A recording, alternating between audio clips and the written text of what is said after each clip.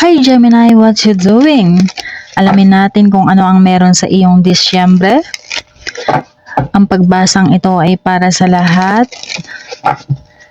Okay, one more.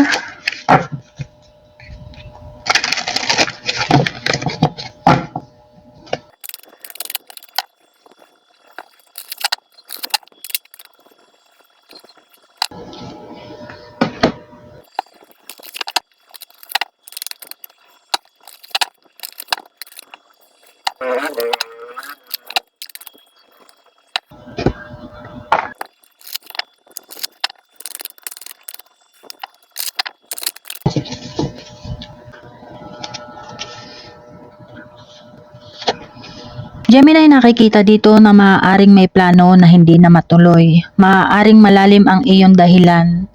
Kaya naman i-re-evaluate mo ang sitwasyon kung itutuloy mo pa ba ito o hindi na. At huwag magmadali sa pag-i-invest. Kung ikaw ay nag-iisip o nagpaplano, maging maingat upang huwag ma-scam. Alamin muna ang mga impormasyon, magtanong-tanong muna. Ingatan ang perang paparating at pag-isipan mo rin ang para sa future mo katulad ng insurance o pensyon para pagdating ng araw ikaw ay may matatanggap buwan-buwan. At dahil nga Disyembre magkakaroon ng mga selebrasyon, pagtitipon-tipon, pagsasama-sama, prosperity, rewards and achievements sa iyong mga pagtsatsaga sa iyong pagiging professional. Maganda ang kita sa may mga business, kaya naman makakahinga ka ng maluwag-luwag ngayong Disyembre, kaya naman makakapag-enjoy ka na. Sa mga mature people, nakikita dito yung retirement. Pwede mo nang i-enjoy ang mga pinaghirapan mo, ang mga pinag-ipunan mo. Dahil pagdating sa financial, stability and security ay ipinahihiwatig na. At para naman sa mga may investment na kumikita na, hindi ito yung time para kolektahin mo ang iyong kita. Dahil maaari pa itong lumago.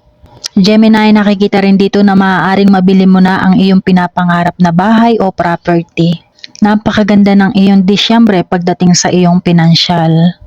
At nakikita rin dito na maaaring magkaroon ng balita about sa pregnancy at swerte ang mga isisilang ngayong Disyembre.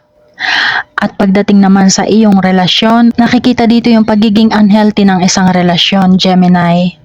Sa mga single, mag-ingat, maaaring may magkagusto sa iyo na mayroong mental health issue, gumagamit ng mga ipinagbabawal na gamot.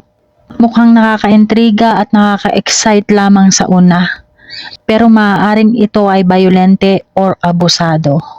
Kaya hanggat maaari mag-ingat, wag mong papapasukin ang ganitong klaseng tao sa iyong buhay. At maaaring ubusin ng taong abusado kung ano ang meron ka. Maging maingat upang huwag mapaglaruan pagdating sa relasyon, Gemini. Relasyon mo sa iyong person, relasyon mo sa iyong pamilya, sa kaibigan, o sa mga taong nakapaligid sa iyo.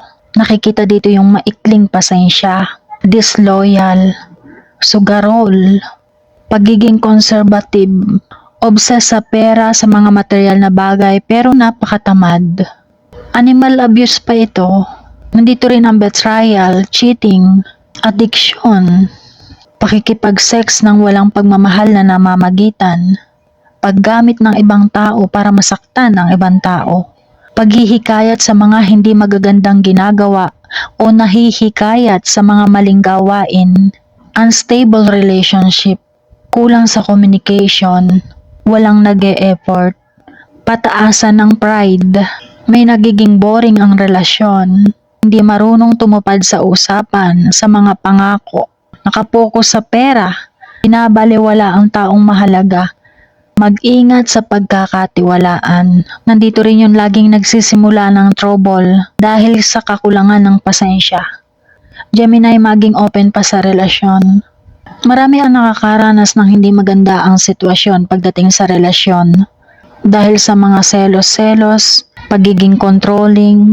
Halimbawa, kung ikaw ang laging nagkokontrol sa iyong person, the way na pinipigilan mo ang iyong person, lalo niyang gagawin.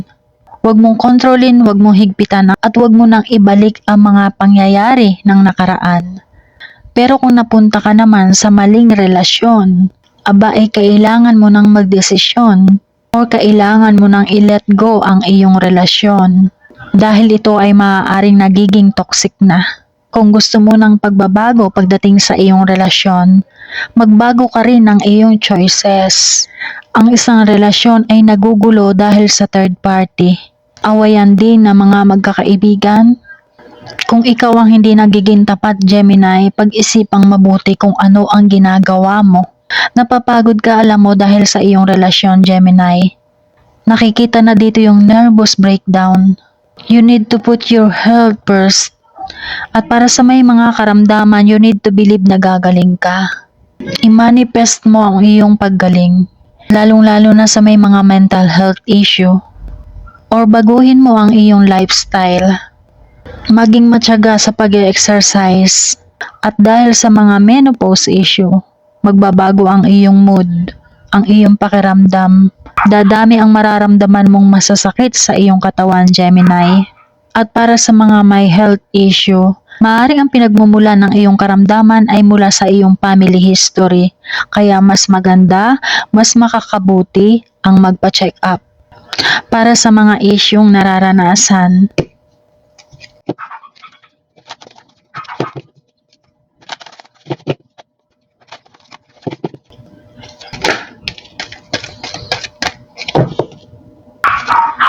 The Sun. Ang The Sun ay napakagandang card. Ang iyong mga pinapangarap ay hindi imposibleng mangyari. Kaya naman nakikita ang iyong abundance and success. Panatilihin mo lamang ang iyong pagiging positibo dahil ang mga hinahangad mo kahit imposible ay maaaring mangyari. Magkakaroon ka ng mga bagong idea, magkakaroon ng liwanag at makikita mo ang solusyon sa iyong mga pinoproblema. Dahil sa iyong mga paniniwala, pananalig, napakalaki ng dalang pagbabago nito sa iyong buhay. You're on the right path. Napakaganda ng iyong pagbasang ito. At mapunta naman tayo sa mga nagkaroon ng problema sa relasyon. Alamin natin ngayon kung ano ang mensahe sa iyo ng iyong ex-person o ng iyong person.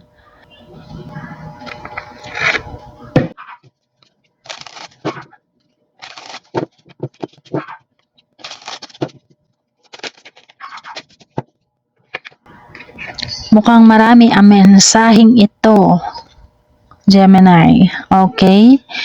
I-claim mo ito kung alam mong ito ang mensahe para sa iyo, Gemini. Ito ang unang mensahe niya.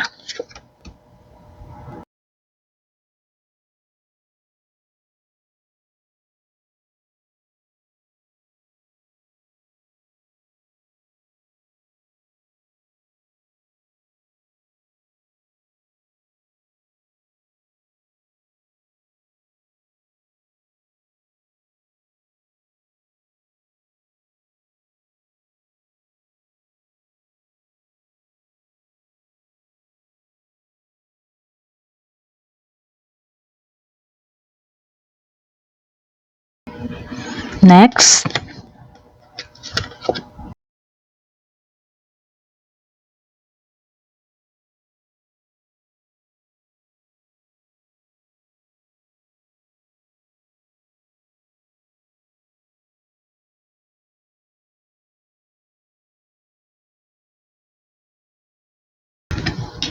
At ang huli,